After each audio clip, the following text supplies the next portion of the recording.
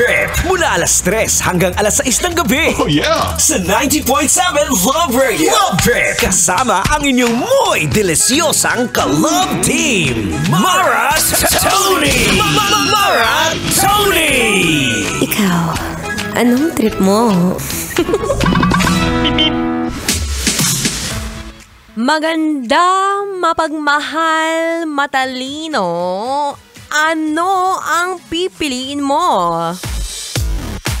Ang hirap mag-decide, no? Huwag ka nang choose, hindi mo naman kasi pwedeng makuha lahat. Ano kasing swerte? Well, sabihin natin, meron nga pros and cons yan. Kumbaga, meron yung advantages and disadvantages. Both pagiging maganda at matalino. Well, sabihin natin na kunyari, yung kakilala mo, maganda siya. Pag maganda, meron kang pretty privilege. Pwedeng-pwede agad ang hindi pwedeng sumingit sa pila nang hindi namomblema. Pwedeng agad magsabi ng, Kuya, sorry natapakan kita nang hindi nagagalit. Wow! Ganun talaga pag maganda. Pag maganda, pinapaboran. Oh, aminin mo. Tapos dito naman, pag naman pumasok ang pagiging matalino, ay, diyan na papasok ang diskarte. Diyan na papasok ang iyong paggamit ng utak. Wow! Lalo na pag gumagamit ka ng utak, syempre, wait lang. Since malaki naman yung kinikita ko, what if magparetoke ako? O kaya, kapag sa tingin mo naman teka, gamitin ko kaya itong talino ko. Paano ko kaya ako magiging maganda, maging gwapo nang hindi gumagastos? Well, marami namang paraan yan. Ikaw na bahala mag-decide kung anong pipiliin mo. Maging maganda o matalino. Ay, di pwede makuha parehas. Iba ka na pag gano'n. Well, parehas naman ikaw makikinabang sa dalawa. Sabihin mo, kapag pinilim ko sa'yo matalino, well, alam mo kung paano gumanda, alam mo kung paano pahalaga ng iyong sarili. Pag naman maganda, maaaring maganda ka nga, pero wala ka namang ambag. Yun ang mahirap. Dapat parehas. Maganda ka, at saka siguro kung di ka masyadong matalino, pwede na maging madiskarte. Hindi naman pwedeng laging ganda lang ang gamit. Alam mo, yung ganda, nagfe-fade yan. Dadating yung araw, natatanda ka, kukulubot yung katawan mo, kukulubot yung mukha mo, pero ang pagiging matalino mo, ay, forever yan. Lalo na siguro, pag dinagdagan mo ng pagiging mabait. At tulad nga nasabi ko kanina sa Facebook Live, sa mga hindi pa nakafollow Mara Tony sabi ko kanina, mas maganda ng maganda ka at mabait ka. Diba? Yun ang mahalaga ngayon. Hindi porket maganda ka pero mataray ka, lagi kang galit sa mundo, parang ang dami mong kaaway. Ay, wag na lang maging maganda, okay na yung tsaka. Diba?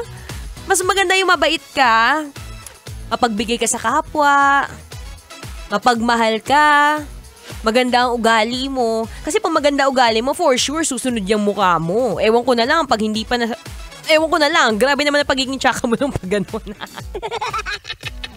Diba? Yun ang pinakamahalaga ngayon Lagi mong isipin na maging mabait ka sa kapwa mo. Kung may sobra ka, lagi ka mag-give. Mas maganda yan. Kaya nga katulad dito sa Love Radio, give lang kami ng give. Kasi syempre love namin kayo. Katulad na nga lang netong Love Knows No Boundaries. Ayan, sa mga nakikinig ngayon, kuya, driver, taxi driver, angkas driver, kung ano man yung dinadrive mo, congratulations! Dahil generous kami, mabait kami. Hindi lang magagandang DJ ng love mapagbigay din. Dahil generous kami, mag-a-announce kami ngayon ng winner for Love Knows No Boundaries. Kaya naman, laksan mo na ang volume ng iyong radyo. Baka ikaw na ang tanghaling panalo sa Love Knows No Boundaries promo. Okay, game. Ito na. This is it. It's time to announce the winner for our Love Knows No Boundaries. Congratulations! Ikaw ang lucky winner para sa programang Love Trip hatid ni Mara Tony with a plate number aka 2796 Basic Taxi. Congratulations, Kuya Romeo Gonzalez! Wow! Ikaw ang nanalo ngayon and claim mo ng iyong prize dito sa Love Radio Manila. At kung gusto mo dagdagan namin yung 1,500 mo, yes, 1,500 po ang matatanggap mo, kuya. Pwede ka pang magkaroon ng additional 500 pesos kung magdadala ka dito ng isang basong tubig. Kung hindi baso, pwedeng boteng tubig. Mapaano? Basta tubig, malinis, pwedeng inumin. Go! Sugod ka na! Hihintayin ka dito ni Mara Tony. Habang hinihintay kita, makinig muna tayo ng feel good music ngayong Feel Good Friday. Kailangan pa bang i-memorize yan? Love Radio. Basic!